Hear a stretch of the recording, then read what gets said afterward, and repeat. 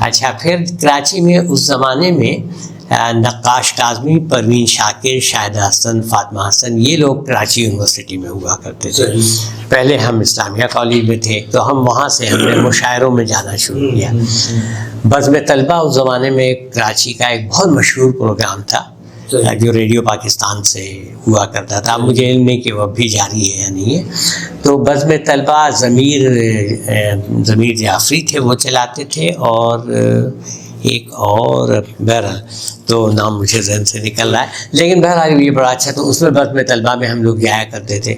وہاں ریڈیو پاکستان میں بڑے اچھے لوگوں کا اجتماع اس زمانے میں رہتا تھا. وہاں ہماری ملاقاتیں جو ہیں وہ پھر جان ایلیا صاحب سے اور وہ سلیم احمد سلیم صاحب، ان لوگوں سے ہوتی تھی. یہ کون سا دور بتا رہے ہیں؟ یہ میں آپ کو وہی اچھا 69-71 تک تو میں اسلامیہ میں رہا، پھر ڈاؤ میڈیکل کالج میں جانا ہو. جب میں ڈاؤ میں آیا تو ڈاؤ میں میری تعلیم کے ساتھ ساتھ بہت زیادہ وقت میرا جو ہے، بہت زیادہ تو مطلب اچھا خاصا وقت جو ہے ریڈیو پاکستان پہ گزرنے لگا. لیکن وہاں جاتا تھا، وہاں ایک بڑا اچھا ہے، وہاں ذہنی تربیت کا ایک بہت زبردست ماحول تھا.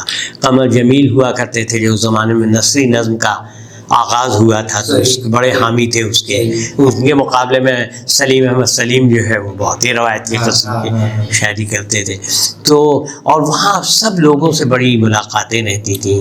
احمد حمیش تھے، رئیس فروغ صاحب وغیرہ تھے. تو ایک بڑا اچھا ریڈیو پاکستان کا ماحول ہوا کرتا تھا. آپ ان کے ریڈیو پاکستان کی کینٹین میں چلے جائیں تو جناب ایک بحثیں چل رہی ہیں، مباحثے ہو رہے ہیں. تو وہ ایک آپ کی جو شہری جو آپ کی ذہنی نشوونما ہوتی ہے، جی نمو ہوتی ہے، اس کے میں ایک بڑا کردار ہوتا ہے. پھر میں اس زمانے میں رابسن روڈ پہ، بنس روڈ پہ، رابسن روڈ پہ افکار کا دفتر ہوا کرتا تھا جس کے مدیر تھے صہبا لکھنوی صاحب. تو صہبا لکھنوی صاحب ایک بہت پتلی سی ان کا آفس تھا، پتہ نہیں آپ لوگوں نے دیکھا کہ نہیں، بہرحال ایک بہت پتلا سا آفس تھا اور بہت لمبا سا تھا، کافی طویل.